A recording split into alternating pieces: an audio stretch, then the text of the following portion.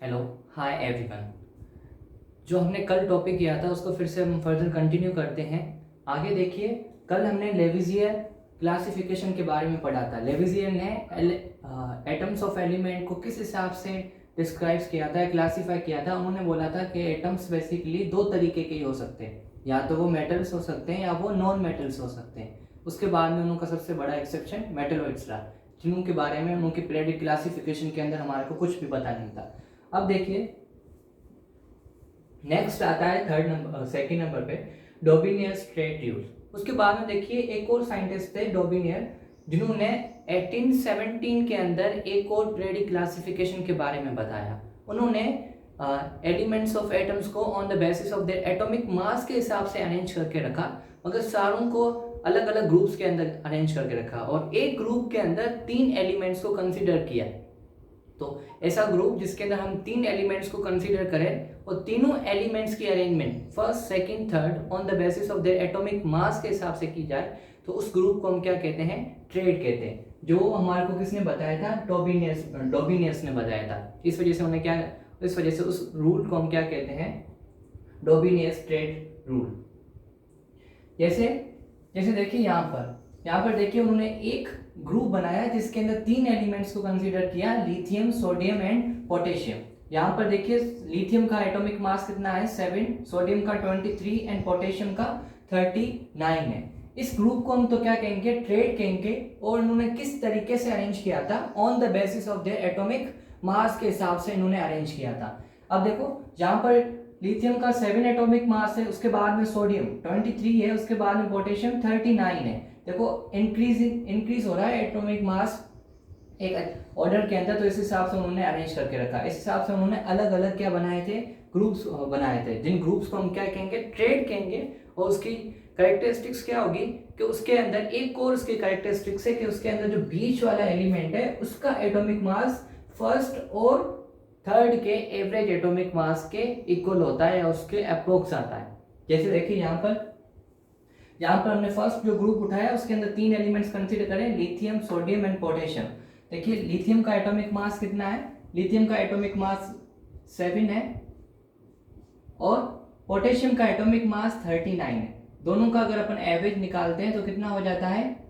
46/2 equals to 23। और देखिए हमारे मिडिल वाले एलिमेंट का भी एवरेज एटॉमिक मास कितना है? 23। तो डोबिनियस ट्रेड यूज का ये कैरेक्टरिस्टिक्स प्रॉपर्टी है कि एक ग्रुप के अंदर हम तीन एलिमेंट्स को कंसीडर करेंगे, तीनों एलिमेंट्स की arrangement on the basis of the atomic mass के हिसाब से करेंगे। जो मिडिल वाला हमारा एलिमेंट होगा उसका एटॉमिक मास फर्स्ट और थर्ड के एटॉमिक मास के एवरेज के इक्वल आएगा। तो ये क्लासिफिकेशन डोबिनियस ने दी थी, और जिस ग्रुप्स को हम अरेंज करते हैं तीन तीन ग्रुप्स को, इन्हें हम क्या कहते हैं? ट्रेड्स कहते हैं। ये क्लासिफिकेशन उस टाइम के हिसाब से तो कंसीडर की जाती थी, मगर इसके भी क्या होते हैं? कुछ एक्सेप्शंस थे, लिमिटेशंस थी। इस वजह से हमने इस क्लासिफिकेशन को छोड़ दिया। क्या थी इसकी लिमिटेशंस? सबसे पहले देखो, इसकी लिमिटेशन ये थी कि हम सारे एलिमेंट्स को ट्रेड के हिसाब से अरेंज कर नहीं रख सकते। जो हमारे पास आज नॉन एलिमेंट्स है, अगर हम सबके तीन तीन ग्रुप्स बना दे तो पता नहीं कितने ग्रुप्स बन जाए। जैसे अगर हमारे पास आज 108 एलिमेंट्स है तो तीन के हिसाब से कितने हो जाते हैं? 30 से ज़्यादा हमारे ग्रुप्स बन जाएंगे। तो वो हमारे के लिए एक टफ कंफ्यूजन क्रिएट्स करेगा। जबकि हमें पता है कि हम क्लासिफिकेशंस क्यों करते हैं, ताकि हम चीज़ों को बहुत अच्छे तरीके से और बहुत सिंपलेस्ट वे से हम उन्हें पढ़ सकें। और एफ और डी ब्लॉक के एलिमेंट के ऊपर ये अप्लीकेबल ही नहीं होता। अप्लीकेबल ये अगर हम एफ या डी ब्लॉक के एलिमेंट्स को कंसीडर करते हैं तो मिडिल वाले एलिमेंट का एटॉमिक मास फर्स्ट और थर्ड के इक्वल नहीं आता। इस वजह से हम उसको कंसीडर नहीं कर सकते। अब देखो, उन्होंने बेसिकली अलग अलग ग्रुप्स बनाए थे, मगर हमारे बुक्स के अंदर तीन ग्रुप दिए हुए हैं। दूसरा है देखो कैल्शियम, स्ट्रोनियम, बेरियम। इसके अंदर देखिए, इसके अंदर भी 40, 87.6, 137। अगर आप 40 और 137 का एवरेज एटॉमिक मास निकालोगे तो उसका एटॉमिक मास अप्रोक्स किसके इक्वल आएगा? 87 के आसपास आएगा। तो इस वजह से इसे हम ट्रेड कहेंगे। उसके बाद देखो थर्ड नंबर में chlorine, bromine and iodine. Chlorine का देखो एटॉमिक मास 35.5 और आयोडीन का 127। दोनों का एवरेज करते हैं तो हमारे को अप्रोक्स 80 के आसपास आता है, जो ब्रोमीन का हो जाता है। मेरा कहने का मतलब ये है, सारे के सारे ग्रुप्स के अंदर तीन एलिमेंट्स है और जो मिडिल वाले का एटॉमिक मास है वो फर्स्ट और थर्ड के एटॉमिक मास के इक्वल है। बुक के अंदर कुछ देखो एग्जांपल दिए हुए हैं जिसके अंदर हमारे को 3 एलिमेंट्स के ग्रुप्स दिए हुए हैं और क्वेश्चन के अंदर ये पूछ रहा है कि क्या ये डोबिनियस, इसे हम डोबिनियस ट्रेड कहेंगे या नहीं कहेंगे। तो सिंपलेस्ट वे से अपन उनको कैसे सोल्व करेंगे, आप फर्स्ट और थर्ड का एटॉमिक मास उठाओ, उसका एवरेज निकालो। अगर उसका एवरेज मिडिल वाले के आसपास आता है, अप्रोक्स आता है, तो वो डोबिनियस ट्रेड हम उन ग्रुप्स को कहेंगे। अगर नहीं आता है तो उसे हम डोबिनियस ट्रेड नहीं कहेंगे। जैसे देखो एक बुक के अंदर दिया हुआ है सोडियम, पोटेशियम,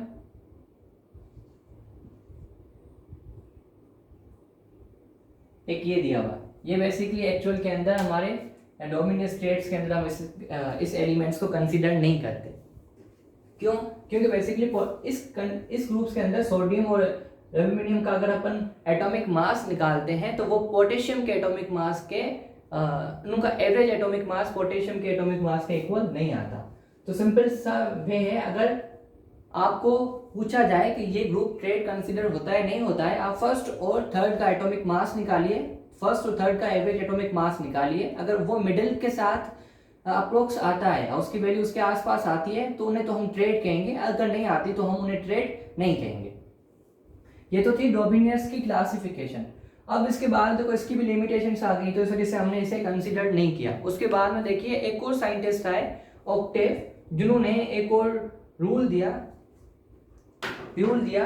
वो कौन सा था, Newland octave rule. Newland octave rule के अंदर उन्होंने ये बताया कि हम एलिमेंट्स को एटॉमिक मास के हिसाब से ही कंसीडर करेंगे। अब देखिए यहाँ पर एक और ट्रेंड स्टार्ट हो गया कि यहाँ पर अभी जो हम 2 दिन पढ़ेंगे उन सब के अंदर क्लासिफिकेशन के अंदर जो भी साइंटिस्ट थे उन्होंने एलिमेंट्स को on the basis of the atomic mass के हिसाब से ही अरेंज करके रखा था, मगर थोड़ी बहुत चेंजिंग वो करते गए। न्यूलैंड ऑक्टेव रूल के अंदर उन्होंने एलिमेंट्स को एटॉमिक मास के हिसाब से अरेंज करके रखा। अब इन्होंने इस हिसाब से अरेंज करके रखा कि हमारा जो 8th नंबर का एलिमेंट है वो फिर से रिपीट होगा। जिस तरीके से म्यूजिकल नोटेशंस के अंदर वोवेल्स रिपीट होते हैं, उसी तरीके से हमारे पीरियडिक क्लासिफिकेशन के अंदर 8th नंबर का एलिमेंट अपने आप को रिपीट करेगा। रिपीट करने का मतलब कि जो हमारा फर्स्ट एलिमेंट और 8th एलिमेंट की जो फिजिकल और केमिकल प्रॉपर्टीज होगी वो लगभग सिमिलर्स होगी। तो इसे हम क्या कहते हैं कि हमारा 8th एलिमेंट अपने आप को रिपीट करेगा। जैसे देखिए, जैसे उन्होंने ये बताया कि जैसे हमारे म्यूजिकल नोटेशंस के अंदर देखो 8 वर्ड्स आते हैं, सा रे गा मा पा धा नी सा। ओके, अब ये सारे के सारे देखो म्यूजिकल वोवेल्स है, ये बेसिकली फ्रीक्वेंसी और हाफ फ्रीक्वेंसी से सेपरेटेड है। अब यहाँ पर देखो फर्स्ट नंबर पे क्या आता है, सा आता है। अब उसके बाद में देखो 7 तक चलते हैं, अलग अलग म्यूजिकल नोटेशंस आती है। फिर से देखो 8th नंबर पर फिर से सा क्या होता है, रिपीट होता है। तो उन्होंने ये बोला कि हम भी प्रेडिक्टेबल की क्लासिफिकेशन इस तरीके से करेंगे जिसके अंदर हमारा फर्स्ट वाला एलिमेंट जब 8th नंबर वाला हमारा एलिमेंट आएगा तो वो फिर से रिपीट होंगे on the basis of their physical and chemical properties के अंदर। जैसे उन्होंने एक सिंपलेस्ट वे के अंदर बनाया, जैसे हमारे बुक के अंदर भी बना हुआ है। अगर हम उसी को बहुत अच्छे तरीके से सिंपल वे से बनाए तो हम इस तरीके से बना सकते हैं। हम आगे नीचे देखो हाइड्रोजन को कंसीडर कर देते हैं और फिर बाहर में देखो लगाते हैं lithium, beryllium, boron, carbon, nitrogen, oxygen, fluorine. तो हम हर एक के नीचे क्या लगा रहे हैं, एक एलिमेंट लगा रहे हैं। नोबल गैसेस को छोड़कर सारे एलिमेंट को हम कंसीडर कर रहे हैं। कहाँ तक अपन कंसीडर करते हैं, कैल्शियम तक कंसीडर करते हैं। अब देखिए यहाँ पर बेसिकली अब यहाँ पर उनका कहने का मतलब क्या था कि जैसे आपने फर्स्ट एलिमेंट क्या उठाया, लिथियम उठाया, तो ये तो आपका हो गया फर्स्ट एलिमेंट। अब आपका 8th नंबर वाला एलिमेंट को आप कंसीडर करो। देखो 2nd, 3rd, 4th, 5th, 6th, 7th और 8th पर क्या आता है, फिर से सोडियम आता है। तो अब देखो उन्होंने ये कहा कि अगर आपका 8th नंबर पे एलिमेंट सोडियम आता है तो फर्स्ट एलिमेंट की प्रॉपर्टी और आपकी 8th नंबर एलिमेंट की प्रॉपर्टीज दोनों की दोनों क्या होगी, सिमिलर्स होगी, लगभग एक जैसी होगी। तो इस वजह से हम इसे क्या कहते हैं, न्यूलैंड ऑक्टेव रूल। तो ऑक्टेव का मतलब क्या होता है, ऑक्टेव का मतलब बेसिकली ये होता है 8। तो यहाँ पर 8 नंबर पर पोजीशन वाले अपनी फिजिकल और केमिकल प्रॉपर्टीज रिपीट कर रहे हैं, इस वजह से हमने क्या बोला, इसे न्यूलैंड ऑक्टेव रूल बोला है।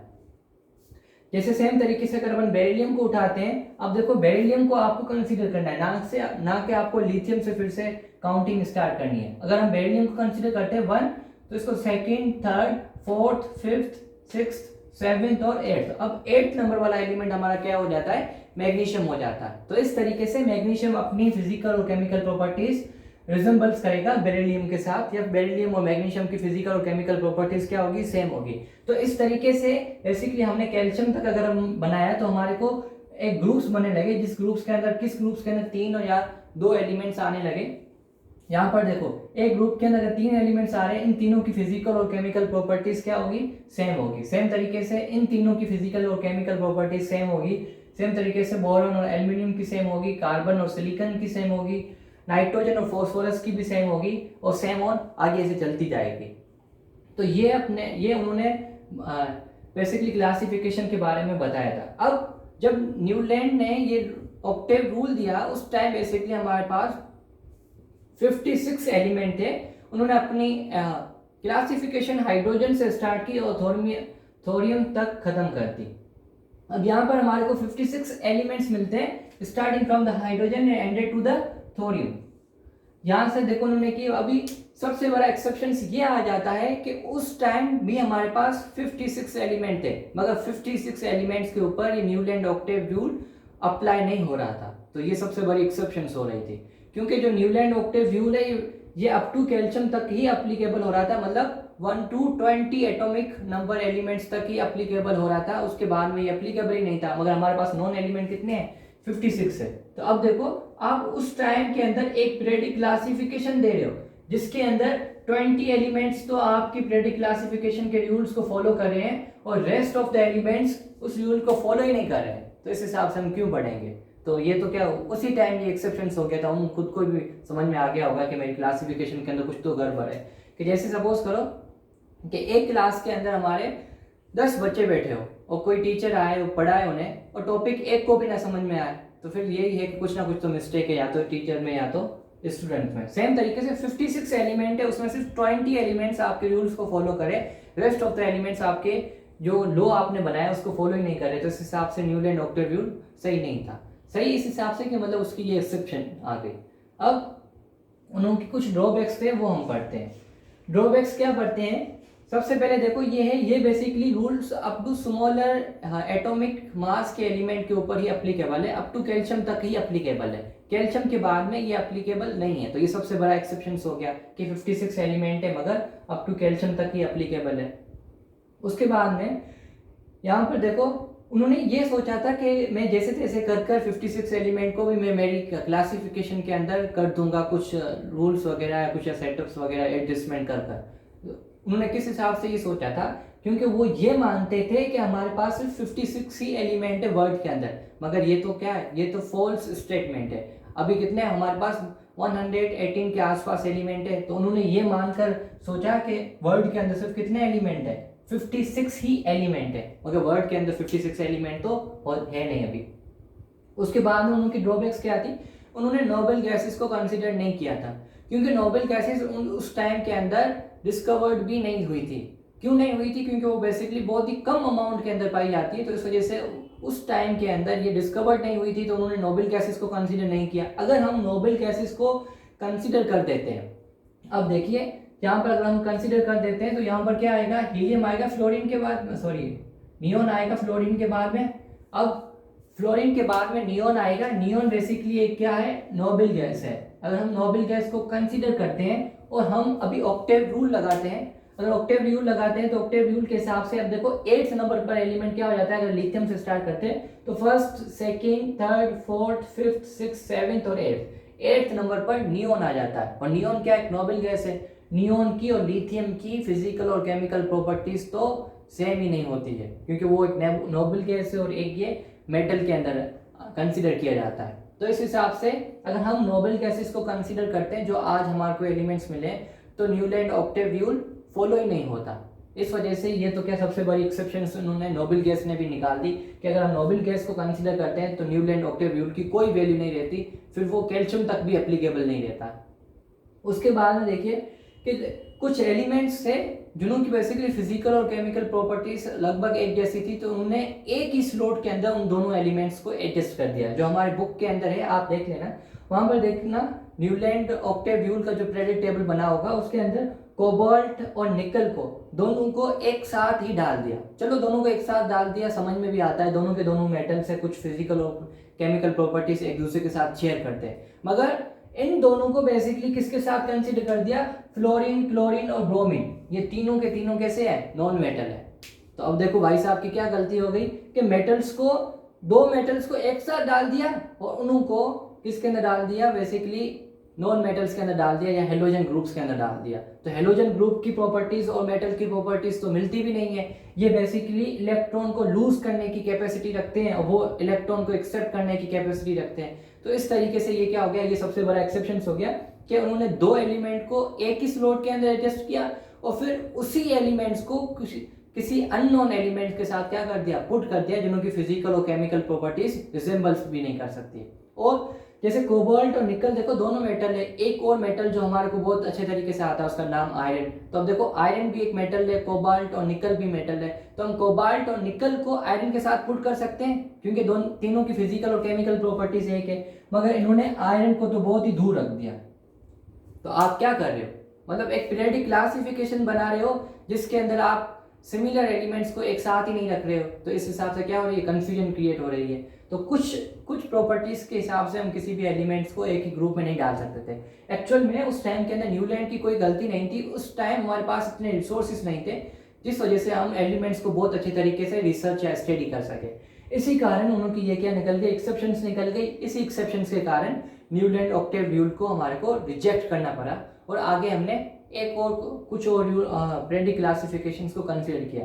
तो ये Newland octave rule basically exam के हिसाब से इम्पोर्टेंट माना जाता है और अगर आप हायर कॉम्पिटिशन्स भी दोगे आगे 11th और 12th के अंदर तो उसके अंदर भी इसके कुछ क्वेश्चंस आते हैं। और न्यूलैंड ऑक्टेव रूल इतना ही है और आगे भी आपको इतना ही पढ़ना है, इससे ज़्यादा कुछ नहीं पढ़ना है। तो जो भी है अभी कर लो, आगे कोई भी आप एग्ज़ाम दो, एंट्रेंस एग्ज़ाम, चाहे वो आपकी नीट से कंसिडर्ड हो, आईआईटी से कंसिडर्ड हो या रेलवे से कंसिडर्ड हो या किसी और डिपार्टमेंट से कंसिडर्ड हो, तो ये बेसिक्स टॉपिक्स है जो बार बार पूछे जाते हैं। तो आप सबको ये चीज़ें लर्न होनी चाहिए।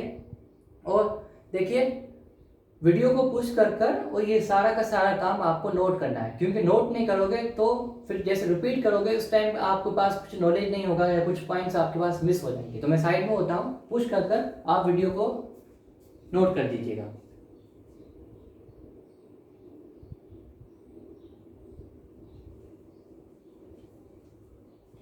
Tata for now.